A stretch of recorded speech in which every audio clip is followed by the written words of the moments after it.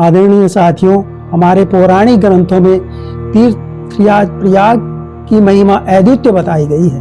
पद्म पुराण में वर्णन आता है, प्रयाग तीर्थ महात्यम परिवक्ष्यामि यथा श्रुतम महादान परा पुण्य कर्माणो यत्र सन्ति यत्र गंगा च यमुना यत्र च सरस्वती तम देव तीर्थ पर्वम देवानामपि दुर्लभम।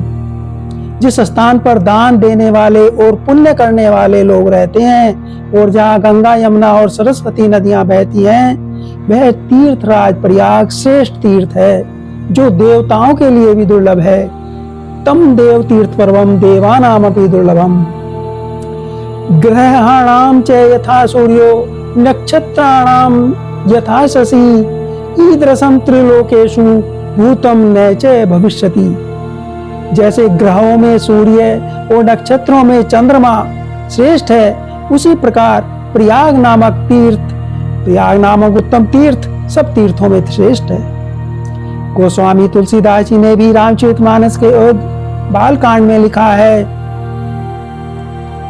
माघ मकर गत रवि जब होई तीरथ पति आवहि सब कोई देव धनुज किन्नर नर श्रेणी सादर मज्जहि सकल त्रिवेणी सादर मज्जहि सकल त्रिवेणी। माघ महीने में जब सूर्य देवता मकर राशि पर होते हैं तो सब लोग प्रयाग आते हैं, तीर्थराज प्रयाग आते हैं।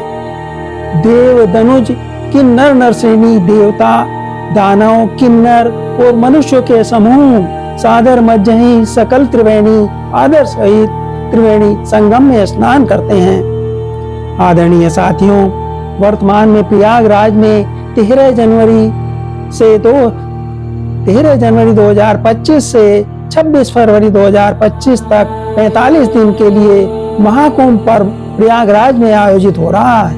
आदरणीय साथियों, प्रश्न यह उठता है कि कुंभ पर्व के आयोजन की पौराणिक कथा क्या है। कुंभ मेले के आयोजन की अति प्राचीन परंपरा है। कुंभ शब्द का शाब्दिक अर्थ है घड़ा या कलश, अर्थात पानी जल रखने का बर्तन। कुंभ पर्व के आयोजन के विषय में 2 या 3 पौराणिक कथाएं प्रचलित हैं, जिनमें से सर्वाधिक मान्य जो कथा है वह मैं आपको बताता हूँ। जब भगवान विष्णु ने देवताओं से कहा कि आप दैत्यों के साथ मिलकर क्षीर सागर का मंथन करो और अमृत निकालने के लिए उन्हें कहा, तो अमृत कुंभ के निकलते ही देवताओं के इशारे पर इंद्रपुत्र जैन अमृत कलश को लेकर आकाश में उड़ गया। दैत्यों ने उसका पीछा किया और उसे मार्ग में ही रोक लिया। अमृत कलश पाने के लिए देवताओं और दैत्यों में 12 दिन तक युद्ध होता रहा। इस युद्ध में अमृत कलश से अमृत की कुछ बूंदें पृथ्वी पर प्रयाग, हरिद्वार, उज्जैन और नासिक 4 स्थानों पर गिर गईं। फिर भगवान जी ने विस्मोहनी रूप बना करके सभी को यथा अधिकार अमृत बांट कर पिला दिया। जहां जहां अमृत की बूंदें गिरी थी वहां पर पृथ्वी पर उन स्थानों पर कुंभ पर्व मनाया जाता है। आदरणीय श्रद्धेयजनों, प्रत्येक 12वें वर्ष में कुंभ पर्व 4 स्थानों पर नदियों के तटों पर मनाया जाता है। प्रयाग में त्रिवेणी के तट पर कुंभ पर्व मनाया जाता है। हरिद्वार में गंगा तट पर कुंभ पर्व मनाया जाता है। उज्जैन में क्षिप्रा नदी के तट पर सिंहस्थ पर्व के नाम से कुंभ पर्व मनाया जाता है और नासिक में गोदावरी नदी के तट पर त्र्यंबकेश्वर सिंहस्थ पर्व के नाम से कुंभ पर्व मनाया जाता है। इसके अतिरिक्त प्रयाग में प्रत्येक 6 वर्ष के अंतराल में अर्ध कुंभ का भी आयोजन होता है।